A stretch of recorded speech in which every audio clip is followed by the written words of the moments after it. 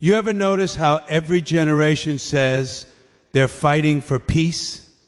Yeah, peace, that magical thing we keep bombing countries to create. We drop freedom from 30,000 feet and expect gratitude to grow out of the rubble. It's like trying to stop a fire by throwing gasoline on it and saying, don't worry, it's freedom fuel. Every time they say war for peace, I laugh, because it's like saying, we're going to screw for virginity. You can't kill people into being peaceful. That's not how peace works. You don't stab someone and then hand them a Band-Aid shaped like a flag. And the funny thing is, nobody questions it. They say, we're defending our way of life. Well, maybe if your way of life needs defending every few years with trillion-dollar wars, maybe it's not that great a way of life. Maybe your way of life depends on keeping someone else's life miserable. Governments love war. It keeps people afraid, obedient, patriotic. It's a national distraction, a fireworks show for the angry and unemployed. Support the troops, they shout, while cutting veterans' benefits. Defend freedom, they say, while spying on your phone calls. They sell war like fast food, cheap slogans, fancy packaging, no nutrition, and guaranteed heartburn. And peace? Peace is the punchline. Every time they say, we're getting closer to peace, I check the news, and there's another war, another bombing, another speech about security. We've been securing peace since before I was born. At this rate, we'll secure it right into extinction. Because the truth is, the world doesn't want peace. Peace doesn't make money. Peace doesn't fill oil barrels, sell missiles, or get politicians reelected. War is business, and business is booming. The only peace they're after is the piece of land they want to own next. So yeah, war for peace, the joke continues. And we keep laughing, crying, and dying at the same time. Because as long as people believe killing makes peace, we'll always have both war and the illusion of peace running on the same blood-soaked fuel. You ever notice how they keep calling it a war for peace? Yeah, that one always kills me. War for peace. It sounds poetic until you realize it's one of the dumbest ideas humanity has ever come up with. You can't fight a war for peace. That's like screwing for virginity, or shouting for silence, or eating yourself thin. It's a contradiction so big it should come with its own laugh track.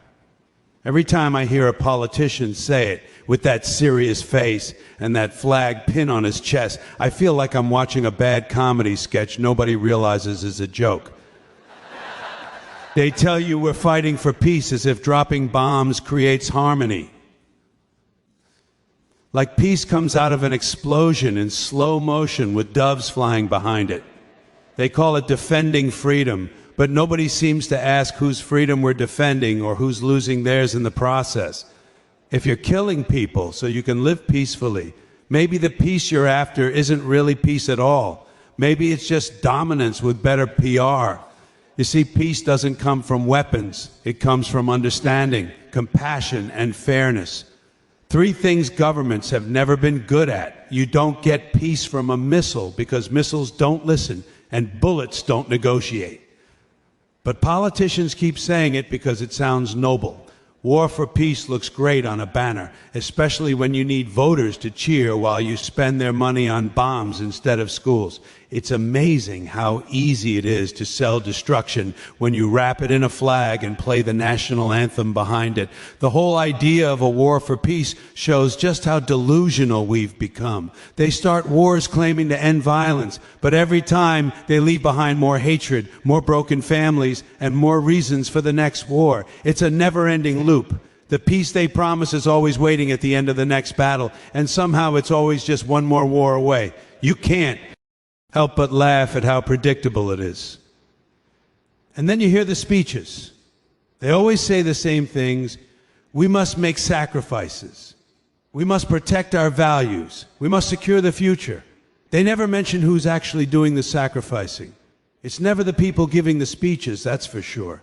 It's always some 19-year-old kid who believed the commercials, wearing a uniform in a desert halfway across the world, while the people who sent him there are having lunch in air-conditioned offices. That's not a war for peace. That's a business deal with human lives as the currency. You'd think after a few thousand years of fighting, we'd figure out that killing people doesn't make them agree with you. But humans have short memories and long excuses. Every generation has its necessary war. Every war is the last one we'll ever need. Every peace treaty is just an intermission before the next act. And the audience keeps clapping because we've been trained to believe that violence is patriotic and peace is naive. We worship soldiers but forget the victims. We celebrate victories and bury the evidence. And it's not just governments. It's us too. We buy the slogans. We say things like freedom isn't free without realizing it's not freedom that's costing us. It's the constant need to control everyone else. If peace is so valuable, why do we keep destroying it to prove we deserve it? We act like peace is a prize you win after killing enough people. It's absurd. Real peace isn't about victory, it's about coexistence. But that's not as exciting. You can't make movies or sell weapons about coexistence. You can't make billions from people sitting down and talking. Every time there's a war, they tell you it's different. This one's for democracy. This one's for security. This one's for the good of humanity. And every time it ends the same way: body bags, refugees, debt, and promises of peace that never come true. But we keep believing it because hope is the best marketing tool there is. They know people will do anything for hope, even die for it. And you have to admire the language they use: collateral damage, strategic intervention, humanitarian mission. Those are the polite ways of saying we're killing people, but it's fine because we mean well. It's amazing how words can turn horror into heroism. They don't say we bombed a village, they say we neutralized a threat. They don't say we invaded a country, they say we brought freedom. It's the same act, just with better lighting and a bigger budget. What makes it worse is how quickly people forget. 1 year's war becomes the next year's documentary, and 10 years later, nobody even remembers why it started. The politicians retire, the corporations cash out, and the historians rewrite it as a necessary conflict. The joke never ends because the punchline keeps paying. Meanwhile, the people who actually want peace, the ones protesting, organizing, trying to fix things, they get called unpatriotic, as if wanting people not to die makes you the enemy. That's how twisted the logic is. War is normal, peace is suspicious. You wave a gun, you're a hero. You wave a white flag, you're a coward. Somewhere along the way, we turn sanity into weakness and madness into policy. And when it's all over, when the smoke clears and the numbers come in, they hold a memorial and say, we honor their sacrifice. They don't say, we regret our mistakes. They don't say, we shouldn't have done it. They call it sacrifice because that makes it sound noble. But nobody volunteered to die for a lie. Nobody wanted to leave their family so a company could secure an oil contract. That's not sacrifice. That's exploitation wrapped in a uniform. The real joke of war for peace is that it's never about peace. It's about control, money, influence, and ego. The people who start wars never fight them, and the people who fight them never start them. The ones who die are always the ones who believe the words. The rest just sign papers and smile for cameras. And then they tell you to stay strong, as if being strong means pretending the truth doesn't exist. So we keep fighting for peace over and over, generation after generation, like some kind of ritual sacrifice to our own stupidity. We've turned killing into culture, violence into virtue, and peace into a punchline. Maybe someday we'll finally get the joke that the only way to have peace is to stop chasing it with guns. But until then, the war for peace will continue, and the joke will still be on us. Governments have always had a special talent for selling nonsense, and war is their greatest product. They've turned death into an industry, fear into advertising, and obedience into virtue. When you really look at it, war isn't about defense or peace or protecting freedom. It's about manipulation. It's a show. It's a performance written by politicians, directed by corporations, and starring ordinary people who never auditioned for the role. And the audience? That's us. Clapping, saluting, paying taxes, and pretending we understand the plot. Every war starts with the same script. First, they tell you there's a threat. The enemy is coming, they say. They hate your freedom, your values, your way of life. They never give you proof, just fear. Fear is all they need. Fear is the switch that turns citizens into soldiers, taxpayers into weapons. Once they've got you scared, they can make you believe anything. That's how propaganda works. It's not about convincing you with logic. It's about controlling you with emotion. Then comes the patriotic music, the speeches, the flags waving in slow motion. Suddenly, killing strangers becomes noble. Support the troops, they say, as if support means silence, as if questioning the war makes you ungrateful. That's the real trick. They make obedience look like morality. They tell you to stand with your country, but what they really mean is don't. Think too much. Because the moment people start thinking, the illusion starts breaking. Governments love war because it gives them power they don't get in peace. During war, they can censor, control, and command. They can take your money, your privacy, your rights, and you'll thank them for it. You'll line up, wave flags, and cheer while they pass laws you'd never accept in normal times.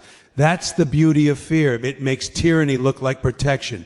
Every temporary measure becomes permanent. Every surveillance program stays for safety, and every time someone questions it, they're labeled a traitor. It's a genius scam, really, and it works every time. And let's not forget the corporations. Oh, they love war too. Weapons manufacturers, oil companies, private contractors, they're the real winners. Every bomb dropped, every bullet fired, every tank built, that's money. War is the biggest business in the world, and peace is bad for business. You can't sell missiles to a peaceful world. You can't profit from people getting along. So they need conflict. They feed it, nurture it, keep it alive. They whisper in the ears of politicians, fund campaigns, write policies. Then, when the war starts, they get the contracts, the tax breaks, the praise. And when it ends, they sell the same weapons to the next side. It's a revolving door of blood and profit. And we're the ones paying for the tickets. And who gets fooled the most? The people. The same citizens who send their sons and daughters to fight wars they'll never understand. The same ones who chant slogans written by people who wouldn't last a day on a battlefield. Governments manipulate patriotism like a drug. They inject it into your schools, your media, your movies. They teach you to salute before you learn to think. They wrap war in honor, in duty, in pride until it doesn't look like murder anymore. It looks like service. The truth is, governments don't want informed citizens. They want loyal consumers and obedient taxpayers. And nothing keeps people more obedient than a good war. War makes you rally around authority. War makes you forget your problems at home. It turns your anger away from corruption, inequality, and greed, and points it toward a foreign enemy you've never met. While you're busy hating them, the powerful are robbing you. It's the oldest distraction in the book. Bread and circuses, only now it's bombs and headlines. You ever notice how during war the news becomes patriotic?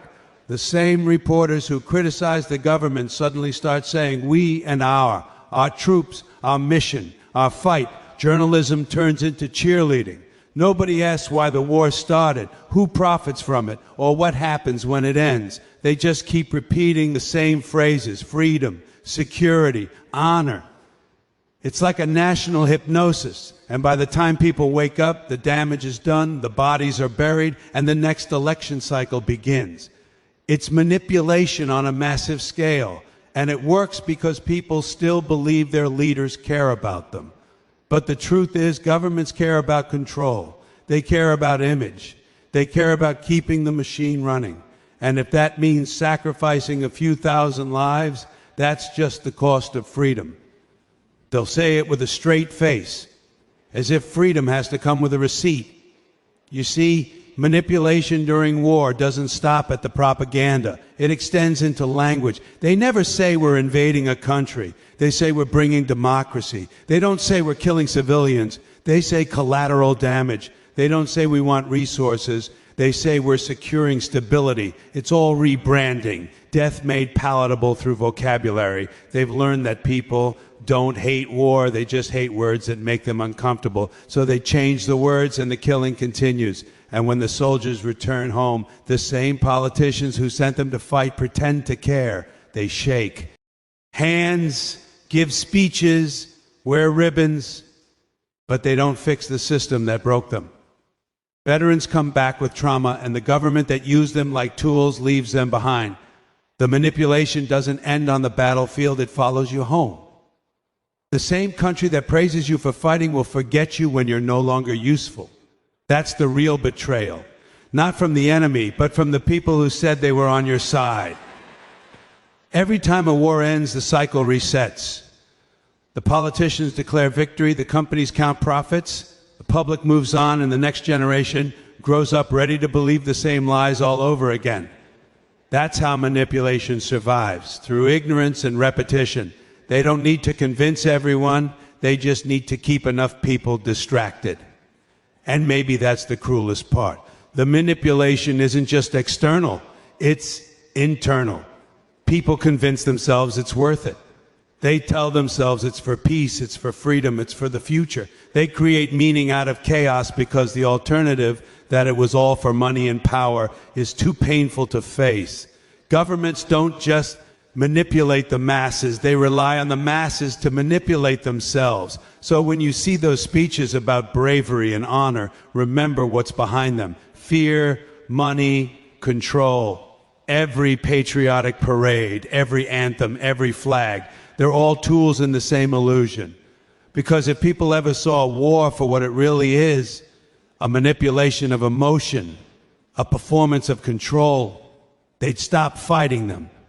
And if they stopped fighting them, the whole machine would collapse. That's why the manipulation must continue. It's not about truth, it's about survival. Not yours, but theirs. The government survived through conflict, and they know it. They can't afford peace because peace exposes their lies. Peace makes people ask questions. Peace gives people time to think.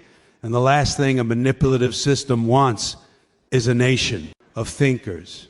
They'd rather have a nation of soldiers marching to the beat of fear, singing about freedom they'll never fully have.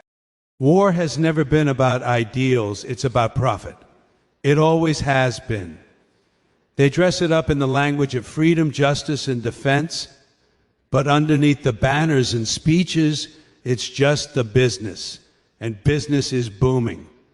When you strip away the patriotic slogans, what you see is an industry that feeds on death. Every missile, every bullet, every drone strike. They're not just acts of war, they're transactions. Money changes hands with every explosion, and the profits climb right alongside the body count. Governments don't start wars for the good of the people. They start them for the good of the market. There's no money in peace. Peace doesn't sell contracts or build empires. Peace doesn't require billion-dollar defense budgets or new technology to kill faster and from farther away. But war is a gold mine. It creates endless demand, endless urgency, and endless fear. And fear is the best salesman there is. Think about it. Every major war in modern history has left behind a trail of corporate winners. Oil companies, weapons manufacturers, construction firms. They all get their piece of the pie. They rebuild what was destroyed using the same money that helped destroy it. That's efficiency, right? Blow it up, rebuild it, bill it twice. The economy of destruction. And who pays for it all? You do. The taxpayers fund the wars, the corporations profit from them, and the politicians smile in front of flags while pretending they're serving humanity. The term military-industrial complex sounds academic, but it's really just a polite way of saying war machine. It's a global business network that needs conflict to survive. When there's no war, profits fall. So they make sure there's always one somewhere. A crisis here, a security threat there. Anything to justify the next spending bill, the next round of weapons testing, the next invasion. It's a self-sustaining system built on fear and funded by blood. And the marketing is brilliant. They sell war the same way they sell smartphones or fast food. Catchy slogans, emotional appeals, support the troops, protect freedom, defend democracy. These phrases aren't meant to make you think, they're meant to make you feel, because emotion sells better than reason. They know people won't buy war if they see it for what it is, so they wrap it in heroism and honor until it looks noble. They turn killing into a brand. The politicians are the frontmen, but the corporations are the band. The CEOs and investors, they're the real generals. They don't fight, they profit. They don't bleed, they collect. And while soldiers die in deserts and jungles, executives pop champagne in boardrooms. That's the reality nobody wants to talk about. The people making the decisions aren't the ones paying the price. They're not sending their kids off to fight. They're sending your kids. They're turning your patriotism into their paycheck. War is business disguised as virtue, and the profit margins are unbelievable. The cost of one modern fighter jet could feed entire cities. A single missile can cost $1 million or more, and they fire hundreds of them a day. You think that's by accident? That's a business plan. Every weapon has an expiration date. Every bullet fired means another one sold. The war machine runs like a factory, and the product is destruction. And they keep expanding the market. It's not just one country anymore. It's international. Weapons made in one country are sold to another, who uses them to fight the first, who then sells them more to fight back. It's a circle of profit. The same companies sell arms to both sides of conflicts and then get paid again to clean up the mess afterward. The line between good guys and bad guys doesn't exist. Only customers and suppliers. Even when wars end, they don't really end. The reconstruction phase is just another chapter in the business model. After the bombs stop falling, the corporations move in to rebuild roads, hospitals, pipelines, all at premium prices.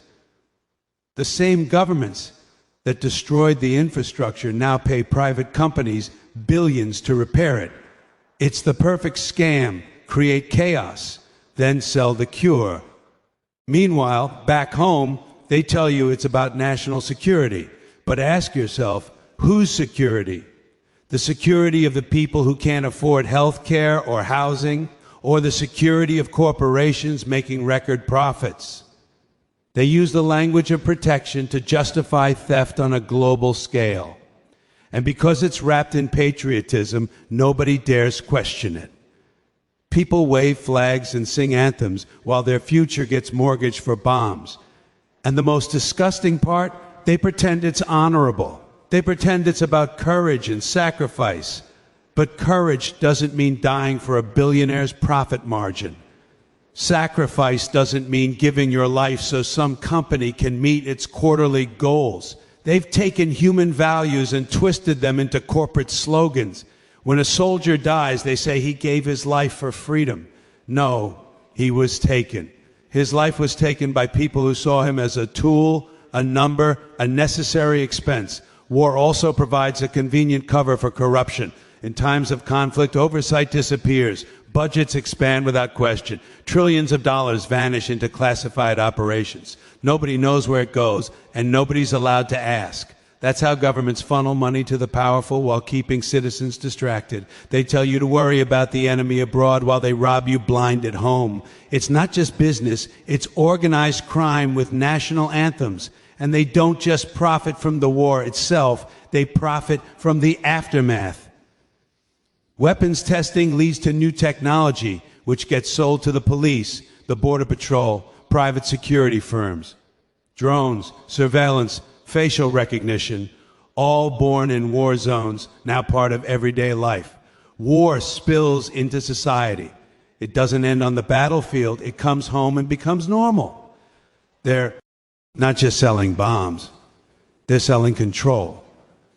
People always say, war is human nature. No, it's not. Greed is human nature. War is what happens when greed gets organized. It's not the soldiers. It's not the citizens. It's the elites. The few who benefit while everyone else suffers. If there was no profit in war, you'd be amazed how fast peace would break out. But as long as there's money to be made, there will always be another reason to fight.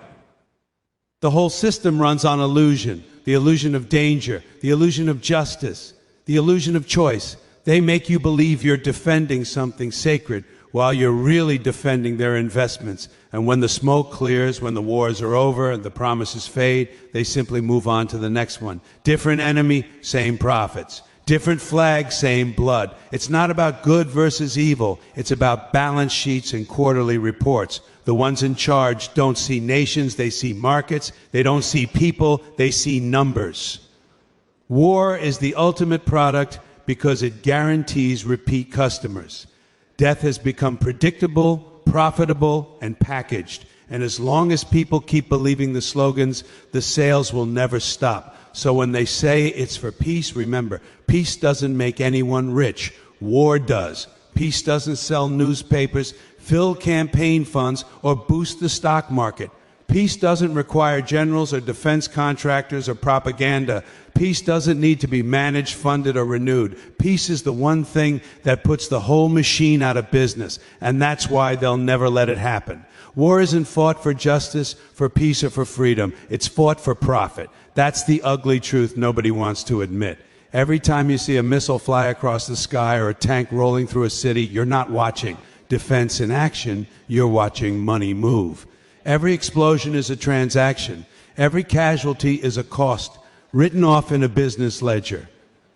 The people in power talk about honor, courage, and sacrifice. But behind those noble words lies the same cold motive that drives every empire: profit. It's not about good versus evil.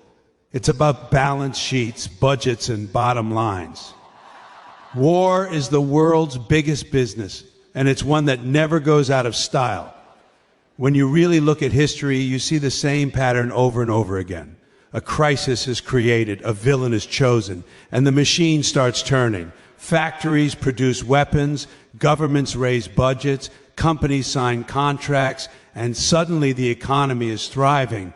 People think war destroys economies, but for the powerful, it's the best investment ever invented. It creates demand, it guarantees production, and it keeps the money flowing to the same small circle of people who always seem to come out ahead. There's a reason the same corporations always seem to be around before, during, and after every major conflict. The defense contractors build the weapons. The energy companies secure the resources, and the reconstruction firms get paid to clean up afterward. It's a perfect cycle. Destroy, rebuild, repeat. The taxpayer funds it all. The media justifies it, and the corporations count the profits. When the bombs stop falling, the business doesn't end. It just changes form. The same companies that built the missiles now get paid to repair the cities they flattened. There's no accountability, just invoices. Politicians talk about national interest, but the only national interest they care about is the one that fills corporate pockets. Whenever a war starts, you'll notice stock prices jump. Not for food, medicine, or housing, but for weapons manufacturers. Those are the real winners. They don't care who's right or wrong. They don't care who wins or loses. They just care that the fighting continues long enough to meet quarterly earnings. Every war is just another business quarter for them, and every soldier is a product being used up. Governments work hand in hand with these corporations. They pretend they're making independent decisions, but they're all part of the same machine. The lobbyists from defense companies write the policies, fund the campaigns, and whisper in the ears of those in charge. Then the wars start, and somehow those same companies get billion-dollar contracts. It's not corruption anymore. It's the system. It's how things are designed to work. You can't even tell where the government ends and the corporation begins. It's all one big revolving door. Generals retire and become consultants. Politicians get cushy board seats, and the profits never stop. And the people are just customers and casualties. They pay for the wars with their taxes, their fear, and their lives. They're told it's all for freedom, but freedom doesn't seem to trickle down. Only debt does. Every war leaves countries poorer, more divided, and more dependent on the same powers that created the conflict in the first place. That's how the business keeps growing. Keep people scared, keep them poor, and they'll never stop feeding the machine. It's not just weapons that make money. War opens the door for everything else: oil, minerals, land, influence. The companies that fund the politicians also get first dibs on whatever's left behind when the dust settles. They call it reconstruction or foreign investment, but it's just looting with paperwork. They go in, take what they want, call it development, and leave behind chaos for someone else to fix. Then they move on to the next war, the next opportunity, the next market. War is also the best distraction. While people are busy waving flags and arguing about who the enemy is, the real thieves are at home, writing checks and passing laws. During wartime, nobody asks where the money goes. Budgets balloon overnight, and nobody dares to question it because that would be unpatriotic. They tell you to support the troops, but what they really mean is don't ask where. Your money's going. And by the time the war ends, trillions of dollars are missing, millions of lives are gone, and nobody can explain why it all happened in the first place. The irony is that the people who make the most from war never fight in it. They don't bleed, they don't bury their children, they don't lose their homes. They sit in boardrooms and offices, watching charts go up and down like it's a game. To them, war isn't horror, it's opportunity. Every explosion is an investment maturing. Every new conflict is a new market opening. And when the soldiers come home broken and traumatized, those same businessmen give speeches about honor and sacrifice. They pin medals on caskets while their accountants prepare the next budget. The propaganda machine plays its part too. Movies, news, speeches, they all make war look noble. They glorify the violence, sanitize the suffering, and make sure nobody sees the real cost. They show you flags and uniforms, not the burned villages or the crying children. They turn murder into mythology. And the more noble the story sounds, the easier it is to sell the next war. Because war isn't just business, it's a brand. Even peace gets monetized. After the war's end, they sell you recovery programs, foreign aid, security deals, all designed to keep the money circulating back into the same hands. Peace isn't free either. It's just a slower form of exploitation. Every ceasefire is a pause between contracts. Every treaty is an opportunity for new negotiations, new deals, new profits. And the same companies that made billions destroying the world make billions pretending to fix it. The most tragic part is how easily people believe the lies. They think wars are about protecting democracy or stopping evil, but they're really about maintaining control. It's not about winning. It's about continuing. If peace ever actually broke out, the machine would stop running. Stock prices would fall, budgets would shrink, and politicians would lose their rallying cry. So they keep finding new enemies, new reasons, new excuses. Terrorism, weapons of mass destruction, human rights violations. There's always a story, always a justification, always a new way to sell the same product. And it works because war feels righteous. It gives people a sense of unity, of purpose, of moral superiority. It's easy to sell because it plays to our instincts, fear, pride, revenge. That's why it never ends. It doesn't have to make sense. It just has to make money. The logic of war is simple. Keep it going as long as it pays. When one conflict cools off, another one heats up somewhere else. The factories never stop, the investors never rest, and the politicians never run out of speeches. You can dress it up however you want, call it defense, liberation, security, democracy, but the product is always the same. The profit is always the same. The victims are always the same. War is not an accident of politics. It's the business model of civilization. The weapons industry needs wars like the pharmaceutical industry needs illness. If the world were ever truly healthy, both would go broke. That's why peace will always be treated as a threat, because it would ruin everything for the people who run the world. They say war is hell. No, for the people on the ground, maybe. For the ones pulling the strings, it's heaven. It's profit without limit, power without question, and destruction without consequence. The only hell is reserved for the people who believe the speeches, who fight the battles, who come home in pieces, while the ones who started it toast to success. War isn't about right or wrong. It's about rich and poor.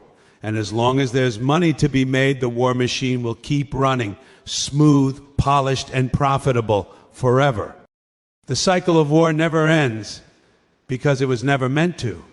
The whole system thrives on repetition, a predictable, profitable loop that keeps the powerful in charge and the rest of us distracted, divided, and exhausted. They tell us each new war is the last one, the one that will finally bring peace. But peace never comes. It never has, because peace doesn't pay the bills of the people who profit from chaos. As long as war benefits the powerful, it will always find a way to return, dressed in new flags and new lies. You can almost set your watch to it. The politicians make their speeches, the generals pose for cameras, the news channels play the same dramatic music, and the crowds start waving flags again. Fear and patriotism become a package deal. People get caught up in the emotion, the pride, the anger, and they forget to ask the most basic question: why? Why are we fighting? Who decided this? What's actually being protected? And what does winning even mean? But by the time anyone asks, it's already too late. The bombs are falling, the money is flowing, and the same old cycle spins on. The idea of ending war sounds beautiful, but it's bad for business. The truth is, the people in charge need war. It gives them control. It gives them leverage. It gives them something to sell. Without it, they'd have to answer for all the problems they ignore: poverty, corruption, injustice. But as long as there's a war somewhere, they can point to the horizon and say, that's the enemy. Focus on that. It's a magic trick, a distraction so effective that people will die defending the illusion. Every time we're promised peace, what we actually get is a pause, a moment for the weapons to reload, the markets to adjust, and the governments to rewrite the story. They hold peace talks, sign treaties, and shake hands for the cameras, and then quietly plan the next conflict. It's theater.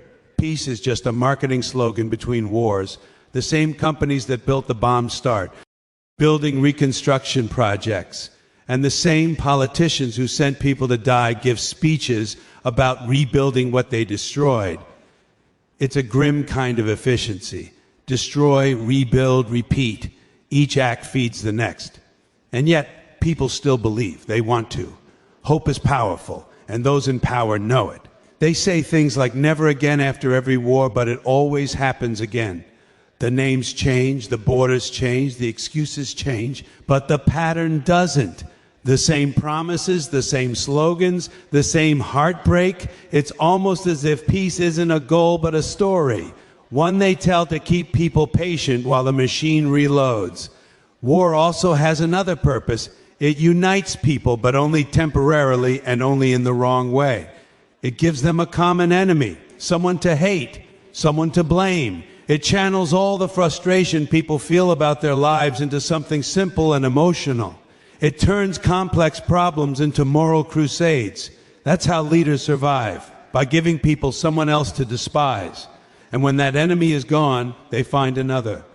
There's always another villain, another monster to destroy, another evil to fight. It never stops because it's not designed to stop. Hatred is renewable energy for the system. The saddest part is how easy it is to sell the illusion of peace. People want to believe their suffering means something. They want to think that their losses are part of a greater cause. So they accept the speeches, the medals, the parades. They accept the idea that their pain was necessary, that their sacrifices built a better world. But the world doesn't change. It stays the same, only with new ruins, new widows, new graves. The peace they fought for becomes just another talking point in the next politician's speech. As long as war remains profitable, there will always be someone to start one. And as long as people keep believing in the noble version of it, the cycle will continue. It's not just soldiers who get used, it's entire. Populations. Citizens become consumers of war. They're fed fear and fed lies until they believe killing strangers is a patriotic duty. They're told that violence is defense and that questioning it is betrayal. It's psychological warfare on a global scale. And it works because it plays to our oldest instincts: loyalty, pride, fear, revenge. And then there's the illusion of victory. Every war ends with someone claiming they won. But what did they win? Cities are destroyed, lives are lost, the planet suffers, and yet they call it victory. Victory is just a word to make defeat look pretty. You can't win a war any more than you can win an earthquake. There are no winners, just different degrees of loss. But as long as people keep believing in the fantasy of triumph, the system keeps running. You can see it in the way history is written. Every nation calls its wars just, its soldiers heroes, its actions necessary. The narrative is always the same. We were forced to fight. We had no choice. We stood for what was right. It's always the other side that's evil, always the other side that wanted war. Nobody ever admits that war itself is the evil. And that's how it continues, through the illusion that this time we're the good guys. This time it's different. This time it's justified. But it never is. It's the same tragedy played on repeat, with new actors and a new stage. The worst illusion of all is that peace is impossible without war, that we need to fight to earn it. That's the most dangerous lie ever told. They make people believe peace is something you have to kill for, something that comes with a price tag written in blood. But peace isn't a reward, it's a choice. It's what happens when people decide to stop believing the lies, stop feeding the machine, stop confusing power with protection. The endless cycle of war depends on people forgetting the lies, forgetting the pain, forgetting that peace was always within reach if we'd only stop, believing it has to be bought with violence. Every generation inherits the same broken promises, the same excuses, the same illusions, and the cycle spins again, louder and bloodier each time. Someday, maybe, people will finally see it for what it is. Not destiny, not defense, not justice, but business. A business that feeds on fear and sells hope like a product.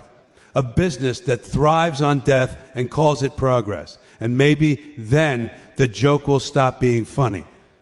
Because as long as war remains profitable, the illusion of peace will remain the bait. And as long as people keep swallowing it, the cycle will keep turning. War after war, peace after peace, lie after lie, until there's nothing left to fight for but the truth. You know what I hate? That whole line they feed you about victory. Victory, like it's a trophy you get to keep, some shiny thing you can put on the mantle next to the broken neighborhoods and the unpaid bills. They parade that word around like it's a cure for everything. We won, we prevailed, we brought freedom, and everybody claps like a bunch of trained seals. But here's the dirty little secret nobody wants to admit. Victory in war is the most expensive magic trick ever invented. It disappears the minute you stop applauding. You hold up a flag, you sing a song, you plant a foot in foreign soil, and somebody writes victory on a press release. That's the whole ceremony. Meanwhile, everything that made life worth living has been pawned, looted, or leveled. Victory is a label for cleanup duty. It's the ribbon they put on top of a disaster so it looks like progress. They sell you victory like a finish line, like there's a point where all the suffering pays off. Support our troops, they're securing victory, they say. Secure? They secure the country by turning it into a crib with barbed wire. Victory is always measured by what was destroyed, not what was built. They'll tell you they liberated a place, but what they really did is rearrange the ruin with better lighting. You can Photoshop a battlefield to look like a triumph, but the people who live there don't see the filter. They see the houses that used to have names on the mailboxes, not the headlines that call it a successful operation. And the funniest part is how neat they make it sound. Mission accomplished. Just 3 words, and suddenly the whole moral ledger is balanced. No receipts, no audit, no follow-up.